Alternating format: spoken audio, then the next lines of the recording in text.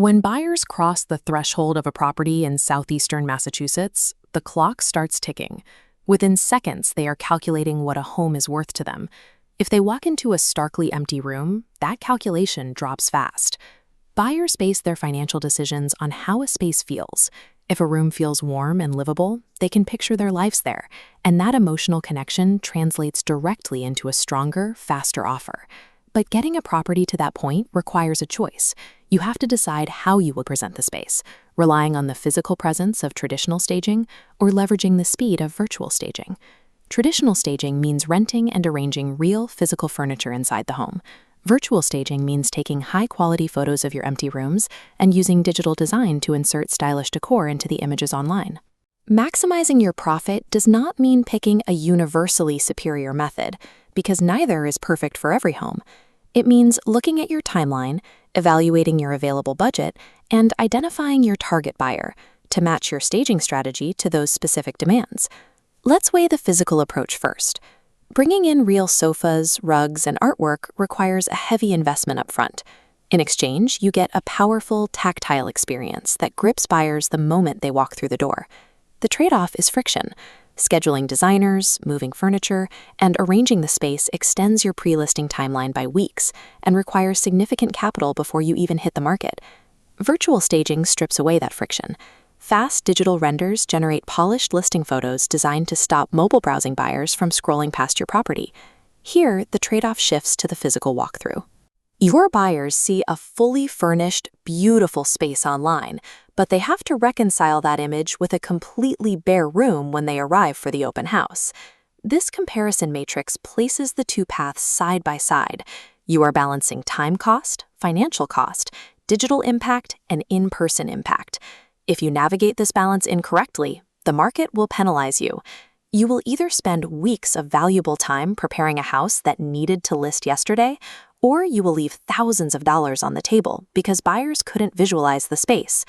The digital route makes the most mathematical sense for vacant homes, for renovated flips, and multifamily units. These properties need immediate attention. Virtual staging injects energy into the listing, creating bright, modern imagery that captures buyers searching on their phones and forces them to click. For an investor, holding costs eat into profits every single day.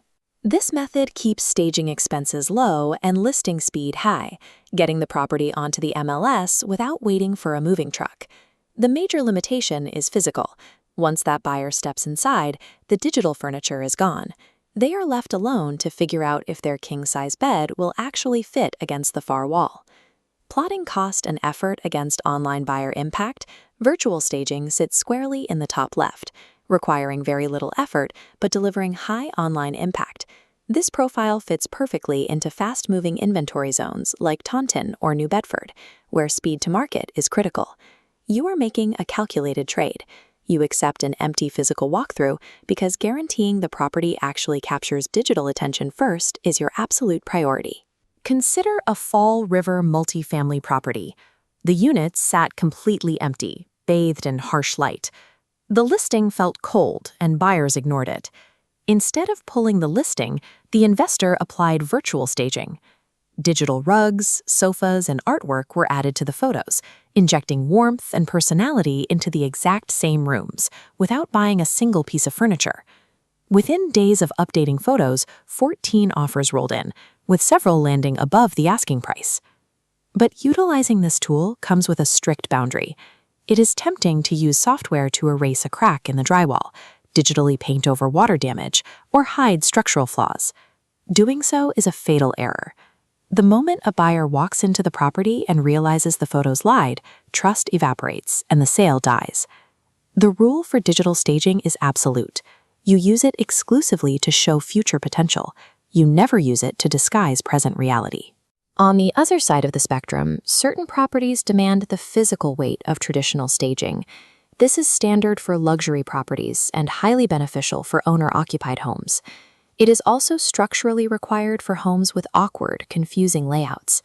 If a living room has strange angles or lacks an obvious place for a television, buyers need real furniture to define the space for them.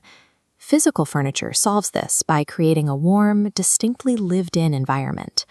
When a buyer sits on a real couch and looks around the room, they stop rushing. They linger longer. Bringing our chart back, we plot traditional staging in the top right quadrant. It requires high cost and effort, but yields massive in-person impact. This premium experience is achieved because the seller accepted a slower timeline and absorbed the heavy upfront costs to make it happen. This investment pays off by shifting the buyer's mindset. Traditional staging justifies premium pricing because it stops buyers from analyzing the walls and floors and forces them to start emotionally attaching to the home. The mechanics of a successful sale rely on two separate phases. Your digital visual presentation is what gets buyers through the front door, but the physical emotional connection is what actually secures the offer. To decide, we use a staging checklist starting with property status. If it's a vacant flip, multifamily, or tight timeline, follow this branch directly to virtual staging. But if it's luxury, owner-occupied, or has an awkward layout, follow the secondary branch to traditional staging. Whichever path you take, you must respect its rules. The virtual route demands photographic accuracy. The traditional route demands capital patience. By selecting the correct branch for your situation, you align your upfront budget with the exact strategy needed to generate maximum return on investment. Every property that goes on the market has its own variables. Your staging plan needs to be built entirely around your unique goals, your timeline, and your specific budget constraints. In the fast-moving real estate markets of Southeastern Massachusetts, ignoring these variables means leaving thousands of dollars on the closing table. To validate your strategy, consult a local expert who understands both the digital and physical demands of buyers in this region. Reach out to Lou Corcoran at Better Living Real Estate. Maximizing home value is never solely about what you sell. It is entirely about how strategically you style it for the market's specific demands.